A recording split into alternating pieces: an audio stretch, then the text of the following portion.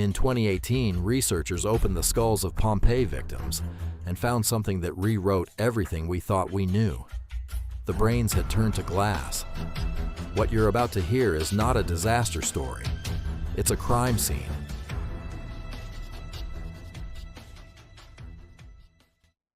There are 2,000 bodies in Pompeii, and for almost 2,000 years, we thought we understood how they died. We were wrong. August 24th, 79 AD. The residents of Pompeii wake up to an ordinary morning. The market is open. The bakeries are warm. The city of approximately 11,000 people sits in the shadow of Mount Vesuvius, a mountain so familiar that most of them do not think of it as a threat. It has been quiet for centuries. There is no reason to believe today will be different. At approximately 1 o'clock in the afternoon, Vesuvius detonates. The eruption column rises 30 kilometers into the sky, the equivalent of 100,000 atomic bombs, releasing their energy simultaneously. The sky over the Bay of Naples turns black. Ash begins to fall like snow. Heavy, relentless, choking snow made of pulverized rock and volcanic glass. For the next several hours, people make decisions that will determine whether they live or die. Some flee immediately. Some shelter in their homes, convinced the worst will pass. Some crowd into cellars, believing stone walls will protect them. Some gather on the beach, waiting for boats that never come. And then, at some point during the night, something happens that kills nearly everyone remaining in the city within a matter of seconds. Not lava, not falling ash, not suffocation.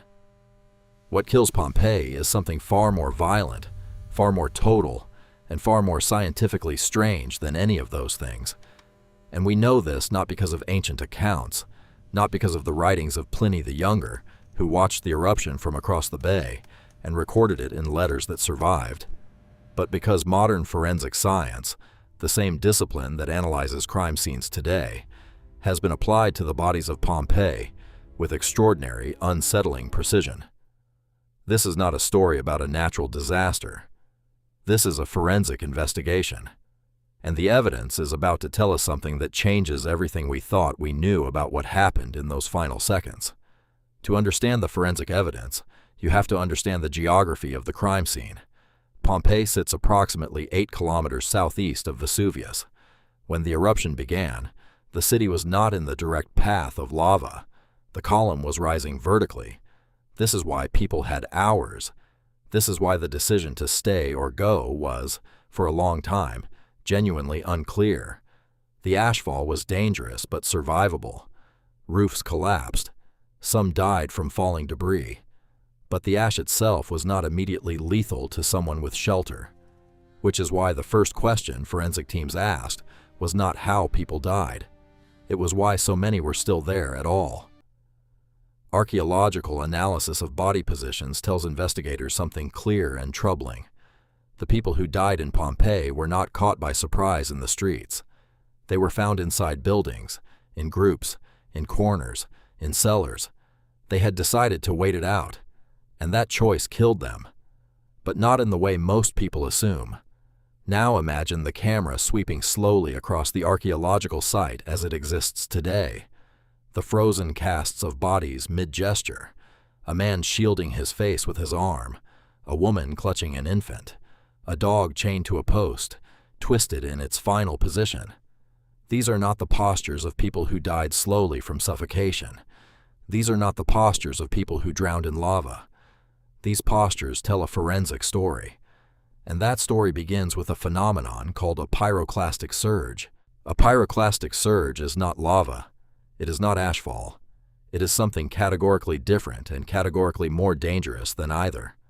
It is a ground-hugging wave of superheated gas, ash, and rock fragments that travels outward from a volcanic eruption at speeds between 100 and 700 kilometers per hour.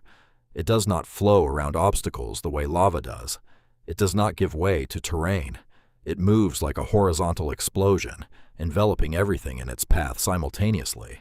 And it carries temperatures that, in the case of Vesuvius on the night of August 24th, 79 AD, reached somewhere between 300 and 600 degrees Celsius at the point of impact with Pompeii.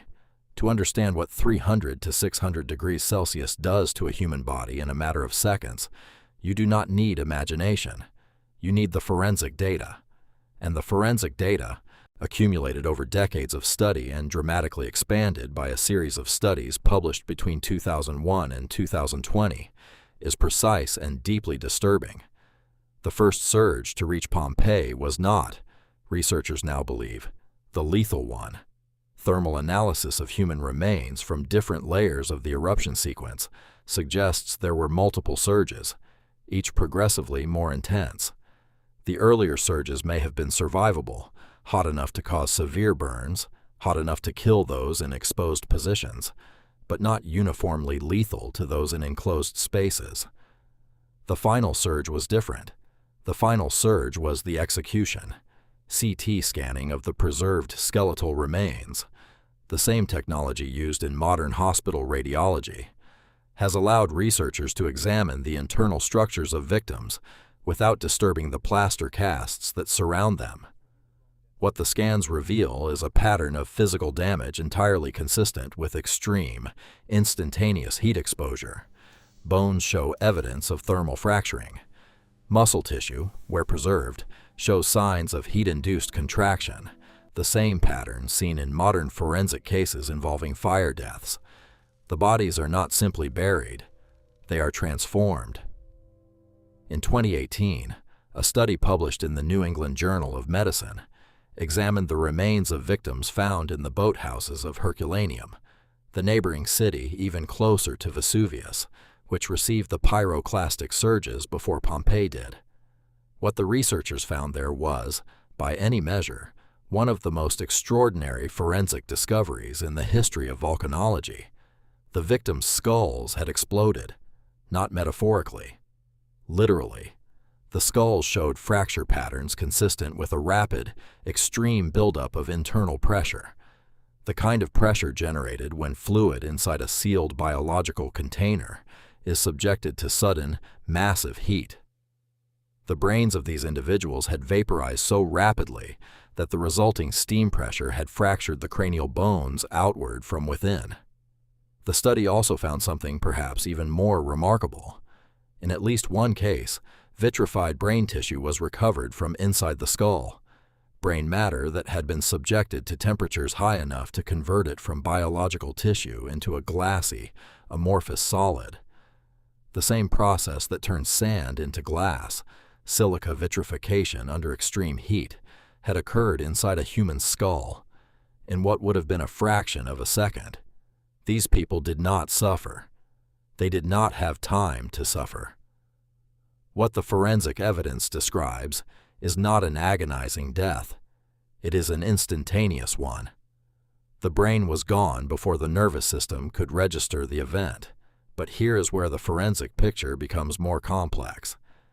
The surges that hit Pompeii were slightly cooler than those that hit Herculaneum, 250 to 300 degrees Celsius versus 600, by virtue of the greater distance traveled, but still approximately 50 to 100 degrees above the temperature at which human muscle and fat spontaneously combust. The bodies were simultaneously cooked and buried, their postures locked by rapidly hardening ash before gravity could alter their positions, which is why the postures are so specific, so human, so frozen mid-thought. The forensic question that has generated the most scientific debate is not about surge temperature. It is about the precise mechanism of death. Exactly what process killed the people of Pompeii in those final seconds? There are three competing answers. Each has evidence. None is complete without the others. The first is thermal shock. At 250 to 300 degrees Celsius, the human body undergoes a near instantaneous cascade of physiological failures. The upper respiratory tract, the mouth, nose, throat, and upper bronchi, flash burns on first contact with the superheated air. This alone would be fatal within seconds. The heart ceases. The brain, deprived of oxygen and simultaneously exposed to temperatures far beyond its tolerance threshold, loses function immediately. The second answer is asphyxiation by toxic gas.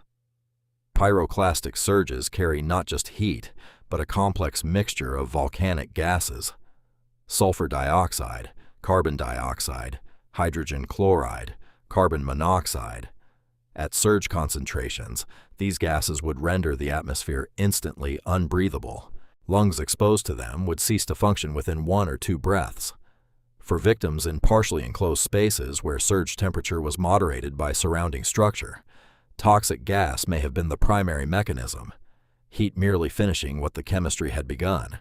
The third answer, supported most dramatically by the Herculaneum evidence, is direct thermal destruction of the central nervous system. For those in the most exposed positions, open streets, near windows and doorways, the surge temperature may have been sufficient to replicate the brain vaporization mechanism, even at greater distance. The honest forensic answer is that all 3 mechanisms operated simultaneously. Death in Pompeii was not one thing. It was a convergence, a cascade of overlapping lethal processes that compressed what might, under slower circumstances, have been hours of dying into a single, final second. Beyond the mechanism of death, the bodies of Pompeii contain a different kind of evidence. In 2019, a landmark study in current biology analyzed ancient DNA from multiple Pompeii victims. The results were as startling as the forensic evidence itself. The genetic profiles were diverse, ancestry patterns pointing to North Africa, the Eastern Mediterranean, the Near East. Pompeii was not a homogeneous Roman city. It was a cosmopolitan port, a genetic crossroads where people from profoundly different backgrounds lived side by side, shopped at the same markets, and died in the same surge. Isotope studies of victims' teeth established that many were not native to the city. Their childhood diets, encoded in tooth enamel chemistry, pointed to origins elsewhere in Italy and beyond. They had come to Pompeii from somewhere else, built lives there, and died there in a catastrophe that gave them no time to leave. There is a man in the Archaeological Museum of Naples. He is made of plaster, found in the garden of the House of the Golden Bracelet, lying on his side, one arm raised slightly in a final reflexive gesture. His posture is sometimes described as peaceful. Researchers who have studied the CT scans know it is not peace. It is the instantaneous arrest of motion. He was alive. The surge arrived. Then he was not. The interval between those 2 states is measured not in minutes, not in seconds, but in fractions of a second. The neural signals that would have registered pain, fear, heat, none of them completed their transmission. The brain was already gone. We have spent nearly 2,000 years looking at the bodies of Pompeii and feeling the weight of their suffering. The forensic evidence suggests something more strange, and in a terrible way, more merciful. Not prolonged agony. An ending so fast it is, in the strictest neurological sense, imperceptible. The bread was still in the ovens when excavators found it. The graffiti had been written that morning. The election posters were still fresh. The fish sauce still in the jars. The city did not wind down. It did not fade. It was present, and then it was a fossil. That history does not always end with a warning, that the line between ordinary life and the end of it can be exactly 1 second wide. The pyroclastic surge covered 8 kilometers from Vesuvius in approximately 4 minutes and 40 seconds. 4 minutes and 40 seconds was all the warning that remained, and most of them, sheltering in their homes, had no warning at all. A city that did not know it was about to become a time capsule, and a science that, 2,000 years later, is still reading what it left behind.